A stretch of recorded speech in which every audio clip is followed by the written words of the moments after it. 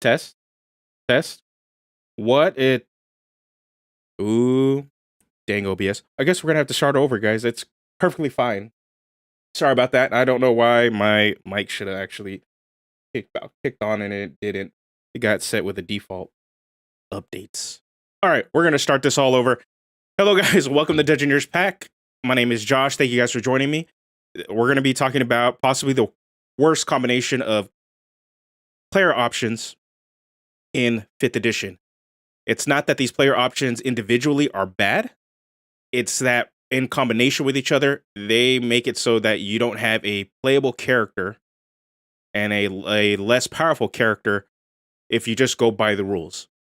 So we're going to be talking about the Tortle Armorer Artificer.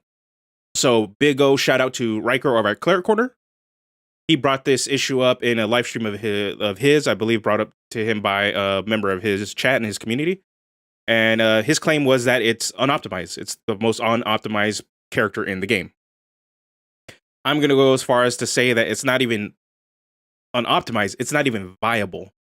So what I mean by viability is that it's almost virtually unplayable, or to the point where it's virtually unplayable or straight up unplayable, and you can't even play the character fantasy just by going by the rules of the book. So you would think that Wizards of the Coast and by the rules of the game that you would be able to play pretty much Blastoise, Iron Man mishmash of a character, and that you would be able to play some sort of Tortle that can customize the shellware armor and, pew pew cannons straight from the back. But looking at the rules, for some reason you just can't. And this is like a cool character I would want on my table. And if you're DMing, you would think this would be something that's pretty viable, pretty playable, and pretty fun. But apparently you can't. You can't play your Blastoise Iron Man monstrosity at the table. And I'm gonna dive right into it. If you guys have any questions or have anything you guys want to ask, go ahead and drop them in the comments, drop them in the chat, and I'll pull them up. So what's the thing that's causing the issue? So we're gonna look at the original Tortle. We're also gonna look at the updated Tortle from Monsters of the Multiverse. And then we'll look at the Armor Artificer and see which clauses in each rules are the thing that's causing it. And unfortunately, the thing is, for me, it's like rules as written can suck. It's just one of those things. Like, if you're really gonna go by the book and go hard by it, sometimes it does feel like you're limiting.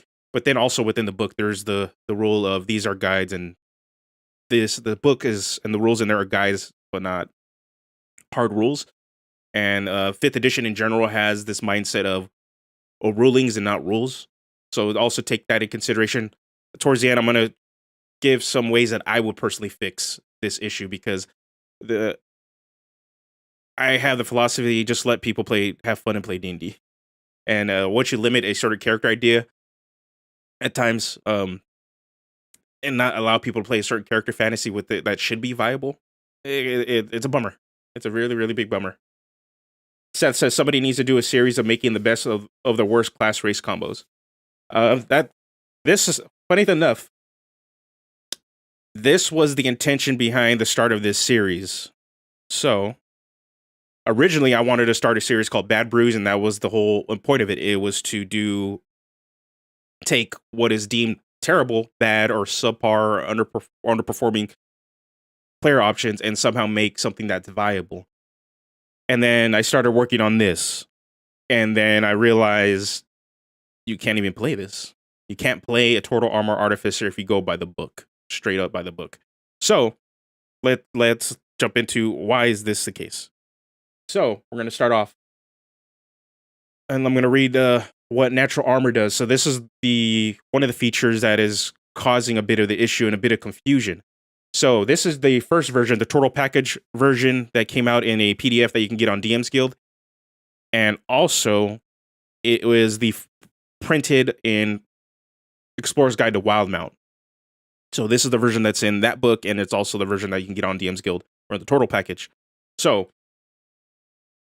the natural armor trait is the thing that's causing a lot of the issues. So due to your shell and the shape of your body, you're ill-suited to wearing armor. Your shell provides ample protection. However, it gives you a base AC of 17, You can't add your dex modifier to it. You gain no benefit from wearing armor, but if you're using a shield, you can apply the shield's bonus as normal.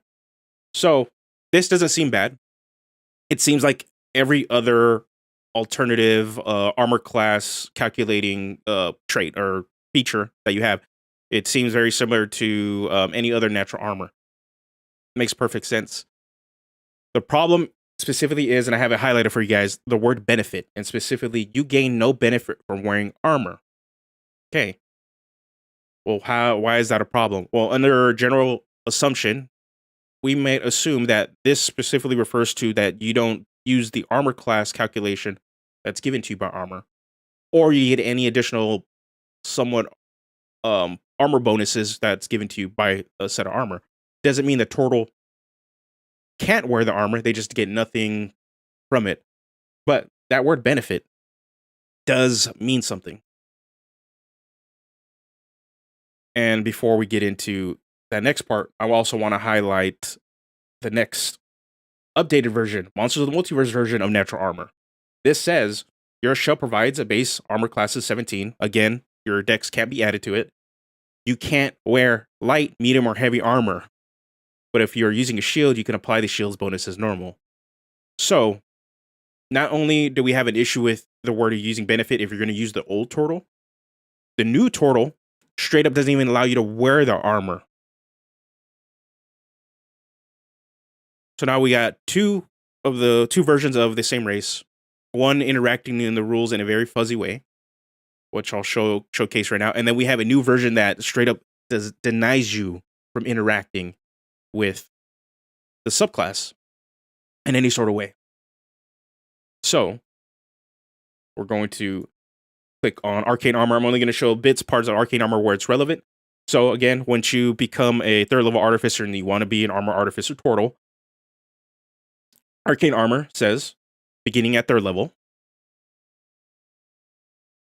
your metallurgic pursuits have led you to making armor conduit for your magic. As an action, you can turn a suit of armor you're wearing into arcane armor, providing you have the smith's tools in hands. You gain the following benefits while wearing the armor. So taking into account and looking at the Tortle, the first one, again, the benefits. And the benefits we know are obviously you can use intelligence instead of strength for all the requirements for the armor. Your armor is a spellcasting focus, etc. Pretty much the benefits give you a bunch of stuff. Okay. Problem. I don't know. We're gonna now bring up this. First, if these are benefits from the armor while wearing the armor, that means none of that matters for you if you take it literal and take the literal understanding of what it means by benefits, and benefits as a coded word that says these are a bunch of traits that you get that are benefits for wearing that piece of armor. Meaning it doesn't interact. That's one definition of it, and if you take it as that. And then there's the other problem of the Tortle, the new Tortle from Monsters Multiverse. They can't even wear the armor, so it doesn't even matter. You can't even put the thing on. You can't have an arcane set of armor at whatsoever because you can't wear armor. And it's the weirdest thing. And you would have thought between these two versions that Wizards would have caught this, and the updated version of Tortle would have somehow been able to fix that and allow you to play this character fantasy. But it seems like they doubled down on it. So not only did they leave the first version, leave this very murky, what exactly do they mean by benefits issue, when they updated it in Monsters of the Multiverse, they straight up said, nah, bro, you're not wearing armor whatsoever, so don't look at this class. Don't look at this subclass. Just ignore it. Which surprises me. And I get the flavor behind natural armor. You want the shell, this pretty much this hard shell that's what's giving you the armor. And the Tortle is really good with other classes, subclass combinations, especially like spellcasters. You have a natural armor, you're gonna have a higher armor class than most spellcasters because they don't really get to wear armor. Same thing with like monks and even barbarians that kind of struggle with their AC at times because they have to focus on multiple ability scores for this to really get have a solid armor class without magic items. Tortle comes in and kind of like boosts that up. So there's a lot of benefits for natural armor. It's just when it comes to this specific character fantasy and this specific character, it hurts. Like you can't play the character, and that's always frustrating that you get limited in your options just if you play it face value by the rules. And mainly, I think the biggest concern with this for me is like for tables I play strictly raw, or if you're at Adventurers League, and that's the only way you actually have access to D&D. Is like, yeah, I want to play Blastoise. I want to soup up and customize my shield and buy raw because of the word benefit, or you're using the Monsters of the Multiverse version of Tortle. You can't even wear the armor in the first place. So how does this affect the rest of the armor abilities and the armor features in the Armor Artificer? So Arcane Armor, the benefit clause, it's very unclear if that means specifically just the armor class bonus or armor class calculation, or if it includes all the traits. You can rule as a DM, you can rule it one way or the other. If you're going to be really strict that this says benefits and this says benefits, so they're the same thing, and you don't get any of the cool stuff. But your armor model, which is like the core design of the Armor Artificer, where you get to be a tank or you get to be a blaster. You get to pretty much be Reinhardt from Overwatch, or you get to be Iron Man. It also uses the words benefit. So you have to have the arcane armor on, and you get all those benefits. And then while you have the arcane armor on, you get to choose the additional benefits, which is the Thunder Punch or the Lightning Cannon, or the Thunder Gauntlet, Thunder Gauntlet or the Lightning Launcher. And how you interpret benefits make it so that either you can use it or benefits are so hard coded again that it's not possible. And then again, with the original or with the newer updated Tortle, you can't even put the thing on. So you can't even have a Thunder Gauntlet or a Lightning Launcher. You just don't get, pretty much you don't get your Blastoise cannon on your back. Summer brings up Artilleris Artificer. Bring this up. Artilleris Artificer Tortle makes a better Blastoise character. You have a Force Ballista Eldritch Cannon, but Armor Artificer is terrible. Yeah, and I agree. I think the you want to play the fantasy and do it and actually play the Blastoise kind of character. Yeah, Artilleris Artificer does it a lot better. And the cool thing is, since it's a tiny object, you literally can just attach that cannon. That cannon onto your character, onto your shell, and you can say, okay, yeah, it's shooting out.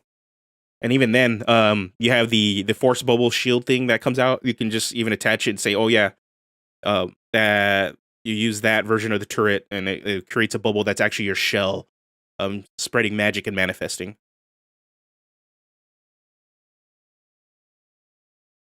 And then Dreamweaver says they should have said that you can choose to either wear armor or your natural armor shell. Yeah, one of the fixes you can easily switch between. You either use your natural armor, or you have to use the calculations of the armor set. Easy fix, and you get to play pretty much an Iron Man Ninja Turtle character. Like, it's pretty sick. But you can't do that, and it's weird, and it's frustrating. So the thing is, these clauses also just don't affect the Armor Artificer. So I started digging way deeper into this, and I found out that it also affects the Forge Domain Cleric in some way. It really, it does. So let me bring it up. Forge Domain Cleric. So the cool thing about this, the normal Tortle, the Tortle package, the first one, is totally viable with the Forge Domain Cleric. Because you could still wear the armor, right?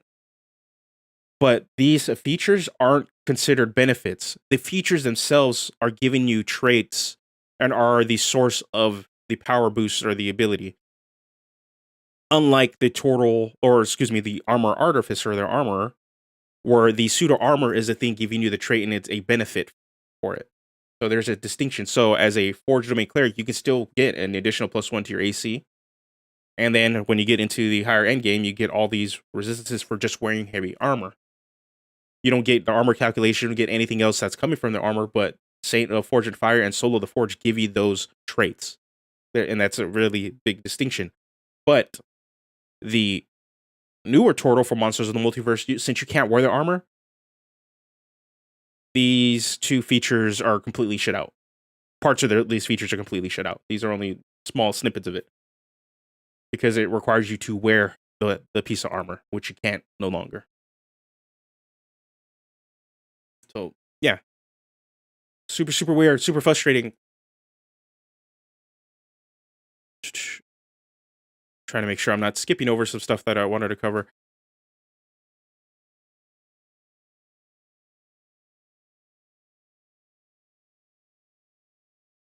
Okay, yeah. And then pretty much we're already getting close to really what I wanted to cover from it was some easy fixes. What can we do to really fix this? Well, one fix, right?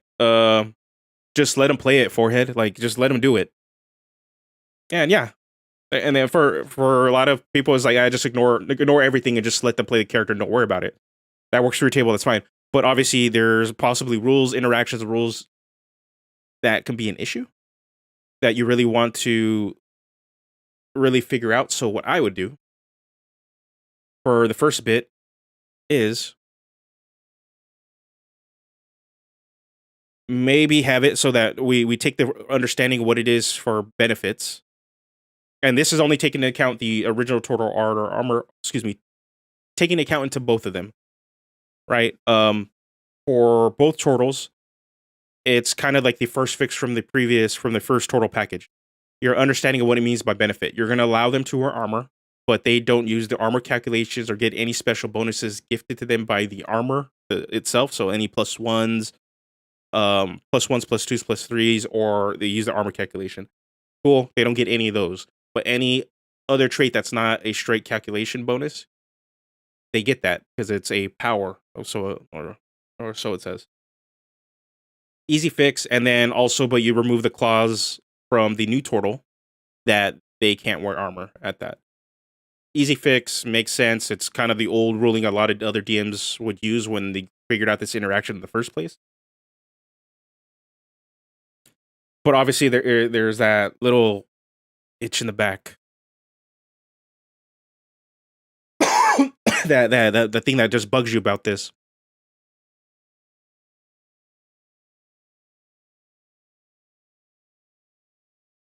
So how do we kind of fix, especially Monsters of the Multiverse version of it? I think another cool fix, which I don't know the rules, like honestly the rules implications. This would have to we have to dig a little deeper. You count your shell as natural armor is considered armor. That's another way to do it. To have it say it's armor, that's natural armor. So you're wearing it, but not wearing light, medium, or heavy armor. It's like a special armor, and that since it's considered armor, it gets all access to all the armor modifications that you have, so that some bonuses and some stuff and infusions from your armor or from the artificer core class has still can be applied to the character, because if you take into consideration also the core class, there's certain infusions that they get for wearing armor that won't apply, especially to the Monsters of the Multiverse version of the Turtle, because since they can't wear armor, which sucks. And it's a cool fantasy to be like, my shell is my quote unquote armor, and that I'm able to infuse it, and then like all these runes and magical sigils pop up on your back every time you activate an infusion. So for me, it's describe your shell. It's considered armor. It gains the benefits provided by your subclass features. In regards to the 9th level feature armor modifications, your shell can count as a chest piece and receive any infusion that any other chest piece armor could benefit from. You would still need to buy or obtain helmets, gloves, and boots, and you could describe and attach them so they can retract into your shell and come out. So it'd be, yeah, exactly, shell modifications. Your shell is considered armor, but since it's not light, medium, or heavy, it's a natural armor. Coding it as armor would mean that you can use the class features. You get access to all that stuff, and you can modify it.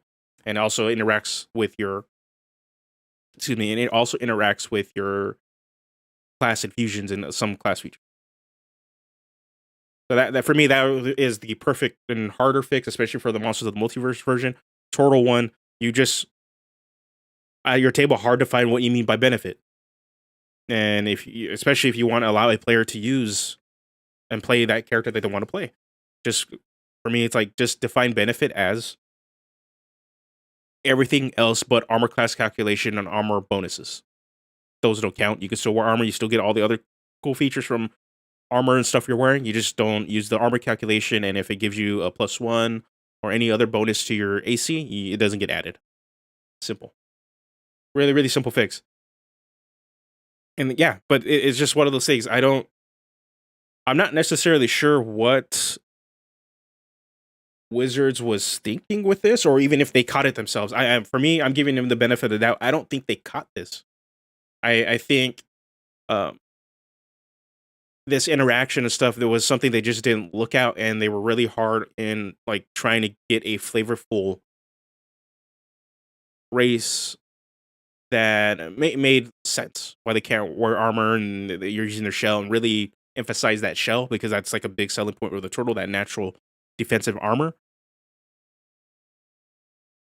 And it's not like we haven't seen this before, because they've coded and used words in other player options and subclass options that don't necessarily interact and have really, really murky rules. And especially from books like Xanathar's and Tasha's, that ends up happening when you start looking at the player's handbook. So yeah, that's that's one of those things. Is like, again, it's what you want to do at your table. I see this as perfectly fine to allow a player to play this. I would want to play this, and it makes perfect sense. It seems like a fun fantasy. But looking at the rules, this is probably one of the worst characters, since your newer version cannot. The newer Monster Multiverse version of the Turtle can't even wear armor, so you can't even use any of your subclass features. And that's like the big thing. It's one thing if it interacts poorly with maybe one aspect, a piece of your subclass, or maybe one little terrible or overlapping interaction with a class feature. You see it all the time. You see it with other race options.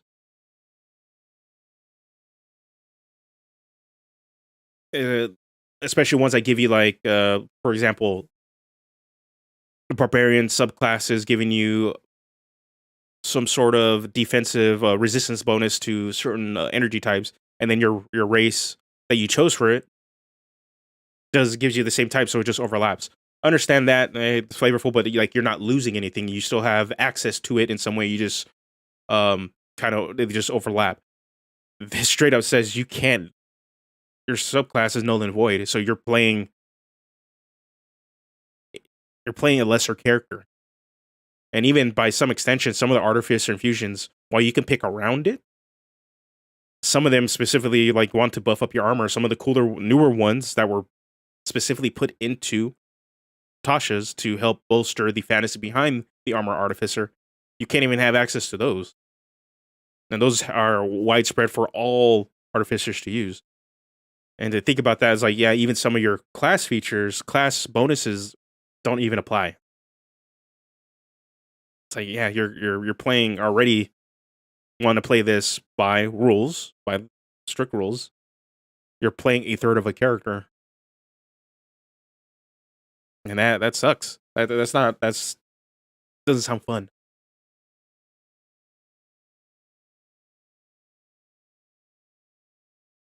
So yeah, that's pretty much what I wanted to point out for the Armor Artificer. I thought it was going to take longer and go and dive deeper, but it's really that simple. So to kind of just recap, we'll recap. So the terrible interactions really comes from, at least in the Turtle version, comes with the word benefit. So benefit pops up in Arcane Armor, and that's all the special modifications that you get under Arcane Armor that allow you to use your intelligence modifier and all. And I believe, let's see what's some of the other ones. Your intelligence modifier, and then letting it be a spell focus for you, and able to use your bonus action to summon your armor at will and take it on and off. Yeah, and take it off as an action. That becomes null and void, right? Or yeah, if you strictly understand it as benefits, and then even then, since these are benefits, going into the armor model, which is the bread and butter special functions of this subclass, the benefits getting the Thunder Gauntlets and the Lightning Launcher, pretty much in the Guardian Infiltrator armor sets, being additional benefits that are added to your arcade armor, it becomes murky at best. And you're not really sure that you should be getting these. And then, well, interacting with the natural armor from Monsters of the Multiverse, the Tortle version, they straight up just don't allow you to wear the armor in the first place. So yeah, and that's pretty much it. And then the updated Monsters of the Multiverse Tortle does not interact well with Forged Domain Cleric, and in the foreseeable future, you have any subclasses that are introduced that specifically give you bonuses for wearing armor that you have the potential to be playing a lesser or even unoptimized character. Like in the case of the Forged Domain Cleric, I don't see it as not viable if you use the Monsters of the Multiverse version of the Tortle. I see it as it's unoptimized because these are only partial parts of the subclass trait, but you still get to use all the other awesome cleric things. You get to use all the rest of your subclass features.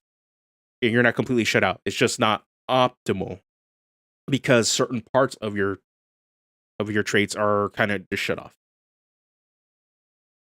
But in regards to the Armor Artificer, it's not even viable because all your features are completely turned off for the subclass, because you can't have the armor, and the whole subclass is based around wearing that armor. Summer brought up more Artillerist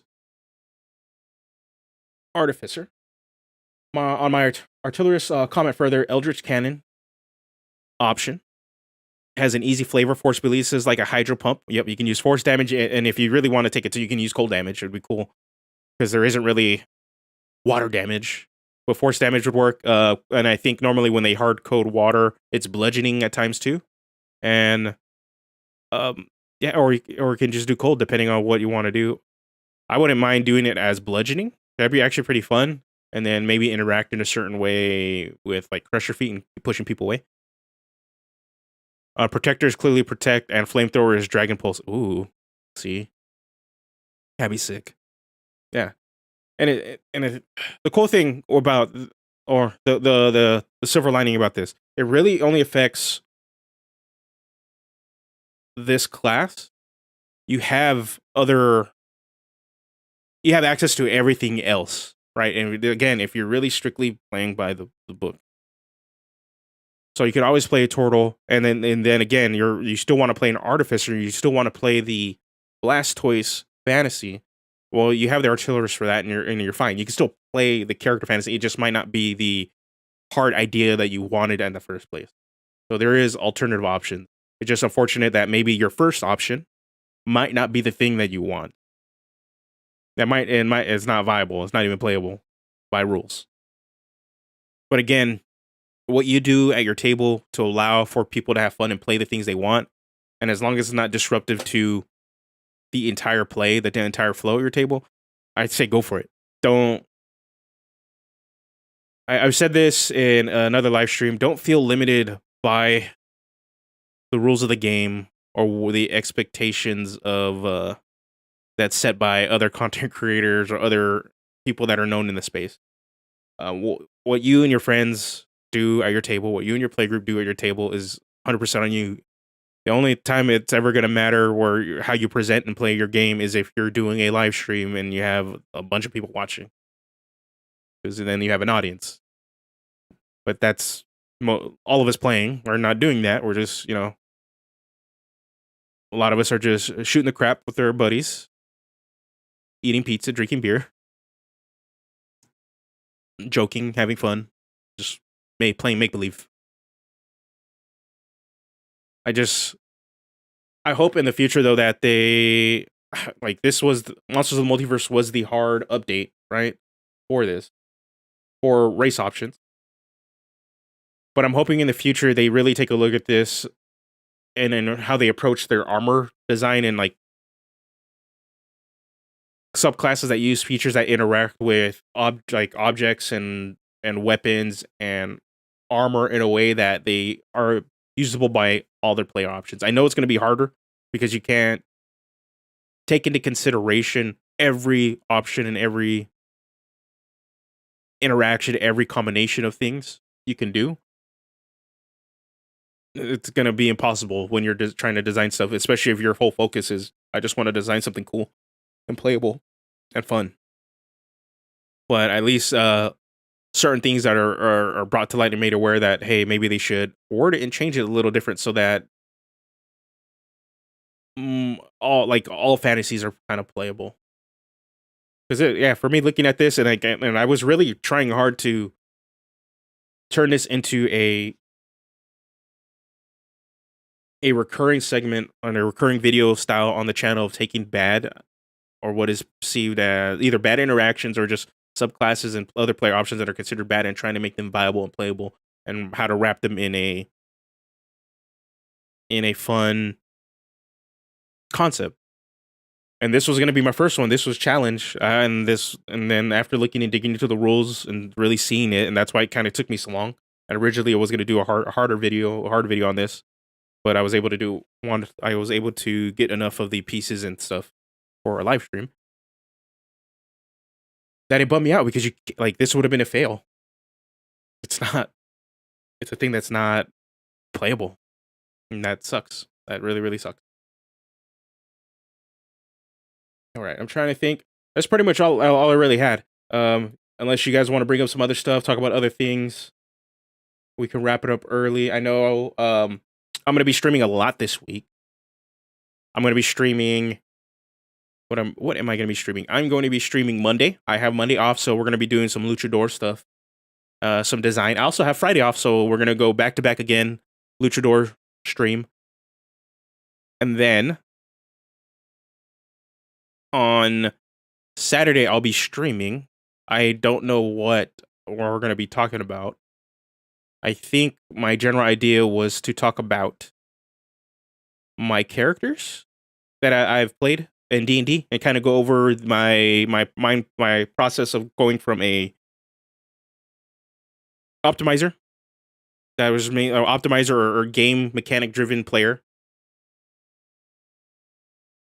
and then go and it became more of a role play story driven player.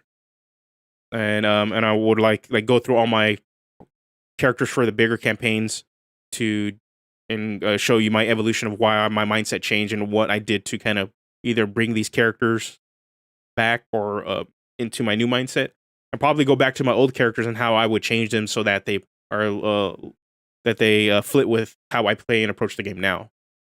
Because how I play and approach the game now actually influences how I DM too. So I'm very much more story driven. The rules are there to be the rules, but if they kind of get in the way of doing cool stuff and allow my players to feel fun and powerful, I don't care.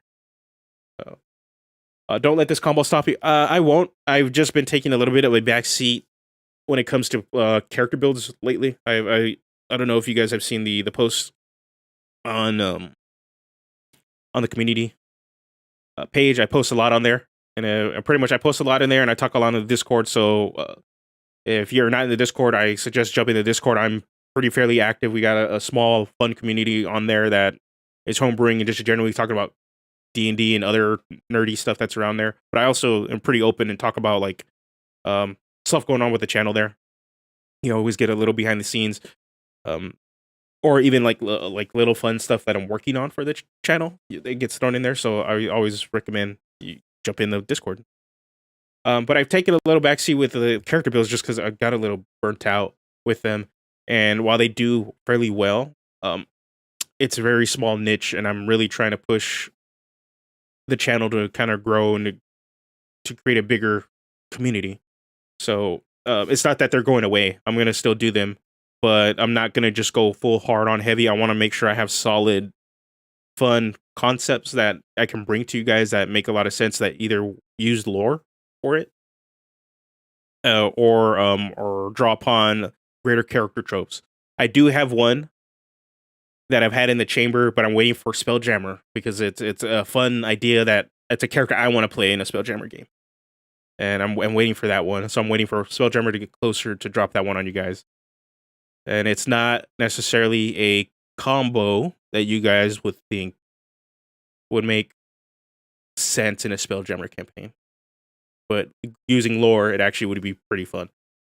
And looking at these bad brews, I would need to look more. And actually, if you guys have suggestions about like class and subclass and player option combinations that are considered bad, and other player options, even feats and stuff, just you guys can drop them in the comments like now, or join the Discord, and you could just create a thread there, and then I can go in there and collect them. So it'd give me an idea of what to look at and what you guys are kind of wanting to see. Like, how do we make something that's terrible viable? Because the only other option and idea I had was to look at the Battle Rager, the Dwarf Battle Rager from Sword Coast Adventures Guide. It was really to do that. And because that was not a good one. It's actually pretty bad. And I was like, well, how do we make this play viable? Not necessarily optimized. What makes it viable? Because I think that's where it struggles. It doesn't feel viable. Doesn't feel powerful. So what are the things we need to do to make it like that? To make it feel like you're doing that, and also fit within the themes and the lore. If that's something you interested in seeing, let me know, because it's from my mindset. I don't think, unless it's really pointed out to me, like this one was, because admittedly Riker over at Claire Corner said he issued a challenge saying somebody make a character build using these things, make it happen. And I was like, cool, challenge accepted. And then digging into that, I was like, oh, cool, mission failed. Tortle Armorer Artificer is not playable. But there's other ones that are deemed terrible or deemed bad that are probably not as bad as people say they are. It just depends on which community and which people you talk to and speak to, where you kind of figure out which aligns with your approach and mindset to the game. And for me, it's like I don't see a lot of these player options as unplayable. I see them as potential to help you build and create the character fantasy that you want to enjoy and play at your table. So yeah.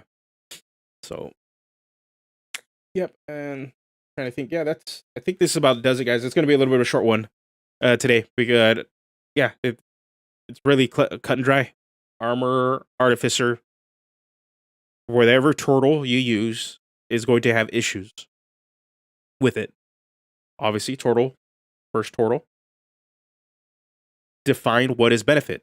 What does it mean to have? What does benefit mean, and what is it going to mean at your table? And because that's virtually the only difference between, I believe, the two turtles. Is this benefit clause in the original, and then the clause you can't wear any armor at all. Can't wear light, medium, or heavy armor at all. Those are the two clauses that that you have to deal with to really figure out how to allow this player fantasy to play out. You define benefit for your table, and then it works. But I think the big thing that I want to do when it comes to fixins and stuff, defining benefit or allowing the shell to be considered armor, but it's not coded as light, medium, or heavy armor, but being coded as like armor so that you use it. It's not to give fixes so that the player can cheese the game and make the game unfun. It's to make it so that they can actually just play the character, period. But that's why it's one of the things that it's that little balance. You don't want to make a change so that if the player is really savvy with the rules, is going to push it in a way that they can cheese it and take advantage of it. I think that's always been the concern with a lot of people when they want to do certain stuff and they're apprehensive of making changes. That is the person playing it going to try to take advantage of any of the changes that I make. Exactly. Mission failed. We'll get them next time. Yeah, it's just one of those things. Like, yeah, it is a mission failed. But I'm hoping in the future, WotC Wizards does take into consideration again these player options and making sure when they're designing them that they're able to just interact with rules that they wanted to interact in a way that it's a little bit clearer.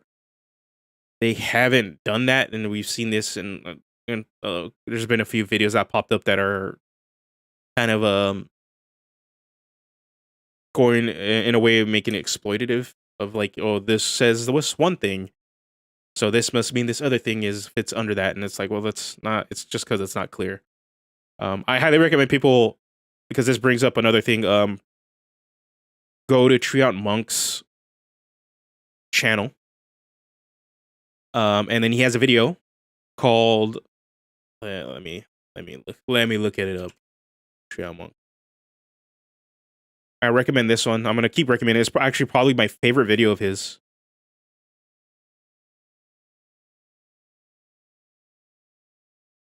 No, that's not raw. Raw might be the most misused acronym in D&D 5e because he brings up a new term called turd sick, and which stands for the rules don't say I can't, which is what a lot of D&D 5e, like if the rules aren't explicit, they're not specific in this rules interaction. Ultimately, that's turd sick. So your table needs to decide and define what exactly is the confines of that thing. How are you guys going to rule that? And even then, he even goes over it's ruling in that moment. It's not necessarily ruling in that, and that ruling sticks for the rest of the game. It might be cool for that moment, but it might not be cool for the next time that happens. And you can make a different ruling as a DM. And the table just also touches on some stuff like party trust and party interaction. Doesn't dive too much into that, but also like for me, it's like it touches on that because the party does need to build. The playgroup needs to build a sense of trust with the DM and with each other in terms of how they're going to see and approach the game in the same way. Because by not doing that, that leads to that's where you get some RPG horror stories where people approach the game in a very, very different way that make it so that the ideals and the way they approach the game often clash, and then you get the RPG horror story of those people being problematic. So yeah, I recommend seeing that one. It's a really solid video. It's a bit of a long one. It's about 27 minutes. Let's see if I can link it to you guys now. Yeah, it's probably my favorite video of his. Until then, yeah, let me link it for you guys. Other than that, what I got going on this coming week, again, Luchador streams Monday and Friday. So we're kicking off the week with the Luchador stream. It's probably going to be around this time again from 1. It'll start at 1 or 2. Just keep out for it, and then I'm going to run it for at least 2 to 3 hours. I'm trying to really get the class kind of done. We're on signature moves, and I'm trying to define what they are. And as soon as we get signature moves done, we're going to work on all the subclass, all the masks that this you can choose from. And after that, as soon as we have a full working class, I kind of just want to put out the testing for like a couple weeks before I put it on DM's Guild. But those couple weeks may give me some time to get some awesome art and work on layout and stuff like that. So let me see that. So yeah, we're going to do that Monday and Friday because I personally don't think I'm going to get that I'm going to get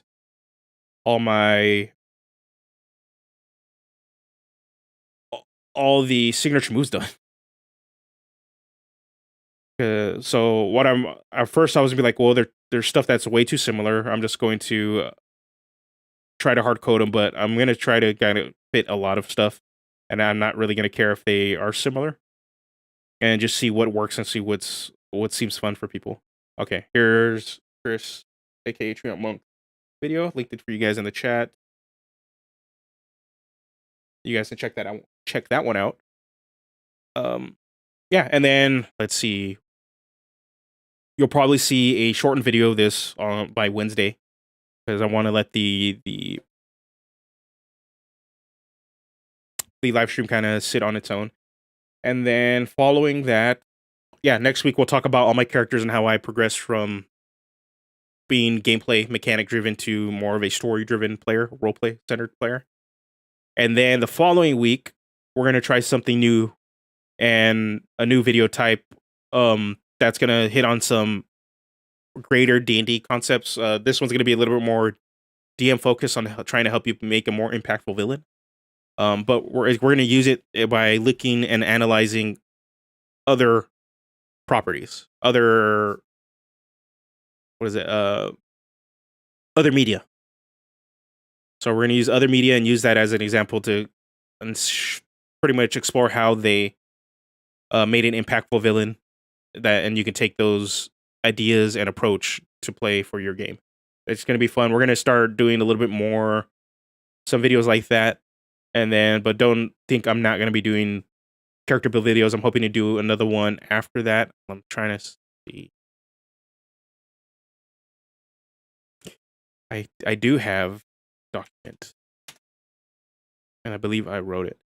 One thing though, I'm not sure, because sometimes I come up and have a see a fun interaction between a player option, but it doesn't necessarily inspire me to do a build. And because a lot of the reasons I like to do builds is because I want to show you how you can wrap up certain player options and in mechanic interactions inside of a story-driven, lore-driven, or fantasy trope-driven character, so that doesn't feel out of place in your game. So that's what I like to do. What's going on, Eric? What's going on, man? Yeah, we're changing the angle just a little bit because my camera arm kept falling, so we had to move it again. So yeah. So if you guys would like to see kind of videos like that, where I just kind of just talk about the camera interaction and not do a full build around it, I'm cool with that, because I can talk about Booming Blade all day and the different ways you can use Booming Blade. So yeah, I'm trying to. Ooh, hold on. No, I know. What is this? Okay, I don't have a character build set up. So yeah, but that's pretty much it. That's it for today. Kind of a short one, guys. I was trying to extend it as long as I could to hang out with you guys. And again, thanks for dropping by, Eric, with the $5. Thank you, buddy. Yeah. So, last bit, Tortle Armorer Artificer. Big. Define benefit. Define at your table what benefit is going to stand for, or fix it with the newer version of saying that your turtle shell is considered armor. It's just not light, medium, or heavy armor, so that it interacts with your subclass feature, so you can actually play the character. If you're going strictly by raw, unfortunately, it's the benefit clause. It leaves it very, very murky, and the line that pretty much doesn't allow you to wear armor makes it so that you can't interact with those subclass features whatsoever, which is unfortunate. But again, this is only raw. What you guys do at your tables to make sure that people can have fun and play these characters, and just let pretty much people play D&D that is not disruptive and fun for everybody. Whatever fix works. And pretty much whatever fix you find, and it's different from the ones I suggested, drop them in the comments. I would love to actually see that, because there's no really, I feel, wrong way to fix this. Just hope in the future that they really do.